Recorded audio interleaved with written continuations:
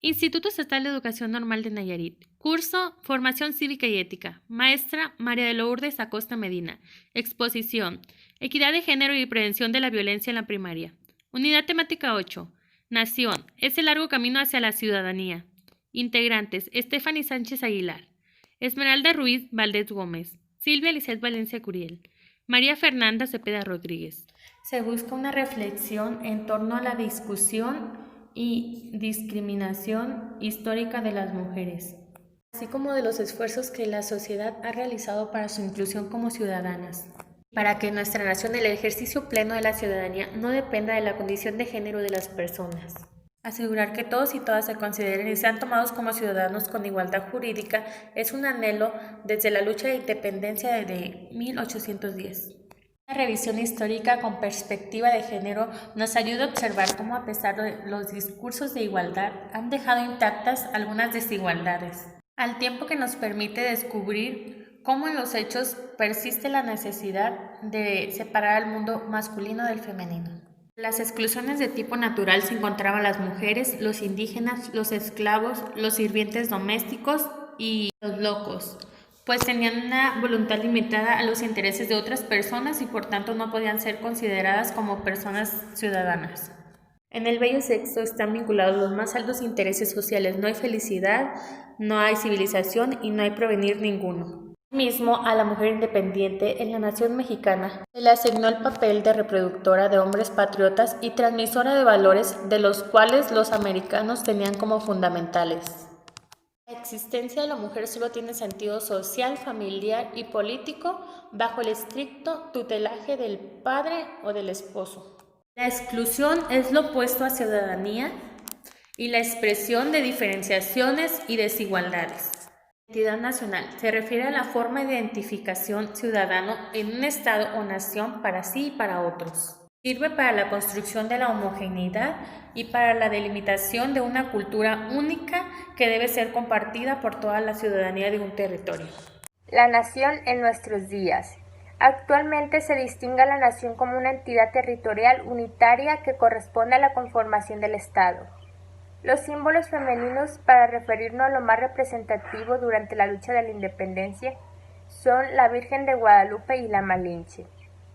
Ser ciudadana o ciudadano en la actualidad significa pertenecer a una comunidad política, a un estatus legal, es decir, un conjunto de derechos y obligaciones entre el Estado y sus miembros.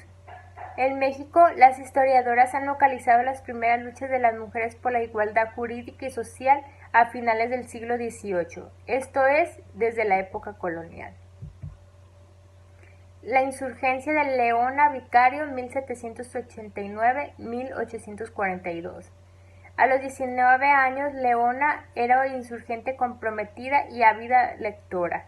Inventó apodos para los insurgentes de algunas comunicaciones.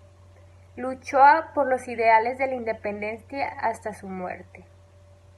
La negación de la conciencia ciudadana de las mujeres fue un tópico y una marca distintiva de la forma que a finales del siglo XIX y principios del siglo XX se recordaba a las heroínas de la independencia. Toma de decisiones.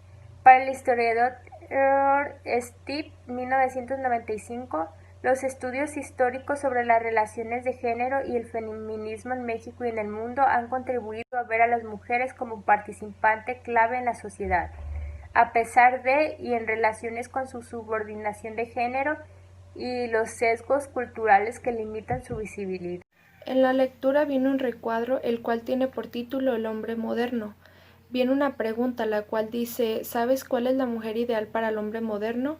Esta responde lo siguiente, que dice que la mujer ideal para el hombre es la que usa falda elegante, pantalones, corbata, la que cabalga como hombre, la que practica bots, entre otras cosas.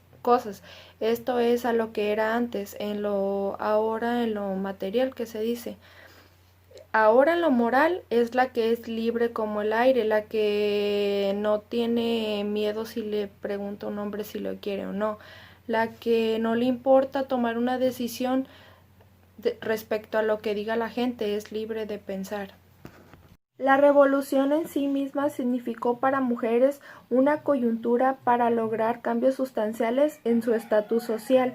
A partir de la revolución, el feminismo adquirió una dimensión política. Fue ahí entonces cuando se empezaron a ampliar los derechos hacia las mujeres. En la lectura viene un apartado que se habla sobre la diferencia sexual, que esta fue reconocida por la Constitución de 1917 para establecer los derechos de la igualdad salarial sin distinción de sexo y la protección maternidad de las trabajadoras. Después de dicha Constitución, que fue promulgada, fueron escasos los movimientos por la obtención de derechos políticos hasta la segunda mitad de los años 30. Las movilizaciones de las mujeres encaminadas a este fin adquirieron mayor importancia gracias a ello. Durante el gobierno cardenista, en 1935 se formó el Frente Único Pro Derecho de la Mujer, cuya demanda principal consistía en alcanzar el derecho al voto. No tuvieron éxito. Fue hasta 1947 cuando el gobierno de Miguel Alemán, el Congreso aprobó la participación de mujeres con derecho a ejercer su sufragio, pero solo en las elecciones municipales, no en las federales. Comenzaba a considerarse como signo de democracia la concesión de los derechos políticos a la mujer y México no quería dar una imagen contraria. El 17 de octubre de 1953, la reforma al artículo 34 de la Constitución, que estipulaba el derecho de la mujer a votar y ser votada, fue publicada en el Diario Oficial. Por primera vez las mujeres mexicanas participaron en un proceso electoral con los mismos derechos que los hombres en 1955. En Baja California Norte y en 1958 concurrieron a las urnas en una elección presidencial.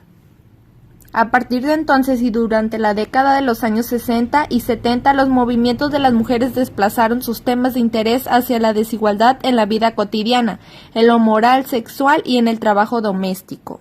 El binomio género y nación nos ha llevado a observar las acciones históricas de las mujeres, quienes por sí mismas y organizadas colectivamente han contribuido durante décadas para ampliar nuestra manera de entender y ejercer la ciudadanía tomando en cuenta la equidad de género.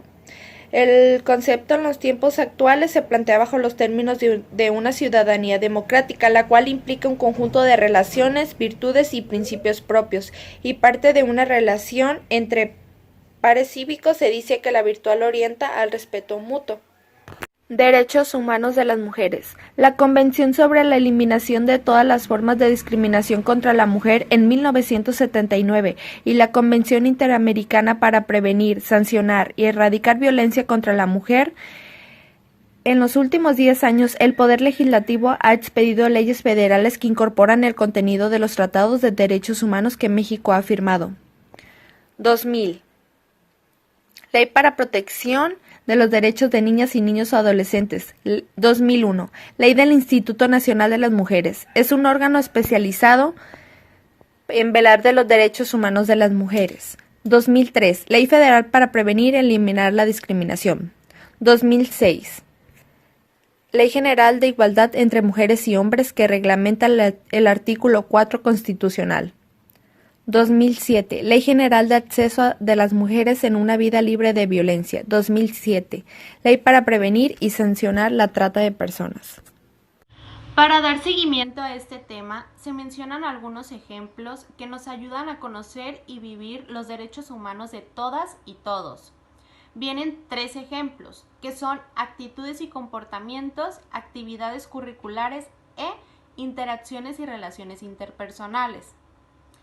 En actitudes y comportamientos se menciona que no se reflexionan los propios estereotipos de género, no se da la oportunidad a los niños varones de reflexionar sobre su masculinidad y cuando no se toman en cuenta las opiniones de las niñas y los niños para mejorar la convivencia.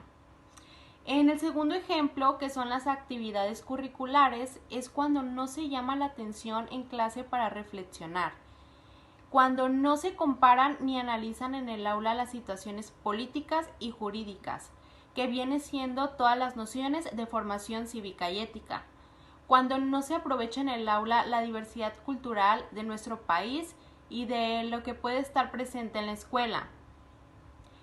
Por último ejemplo, en interacciones y relaciones interpersonales, es cuando hay contradicción entre los conceptos que se estudian en la asignatura de formación cívica y ética, como por ejemplo la justicia, la convivencia, el respeto, los valores, etc. Y cuando se ignoran los sentimientos y aportaciones de cada niño del aula. En esta lectura vienen algunas recomendaciones para el cambio. Viene concepto y recomendación. En el concepto nos habla sobre el convivir de acuerdo con la perspectiva de género y los derechos humanos. En su recomendación está elaborar participativamente un reglamento de clases. Hacer de la asamblea una práctica que no se quede solo en el salón de clases, sino ampliarla con otros grupos que son primero, segundo, tercero y así sucesivamente. También identificar, analizar y resolver problemas de conductas de discriminación en toda la escuela, incluyendo a todos los grupos donde se va a incluir cada plática, donde se van a incluir los demás grupos de primero a sexto grado.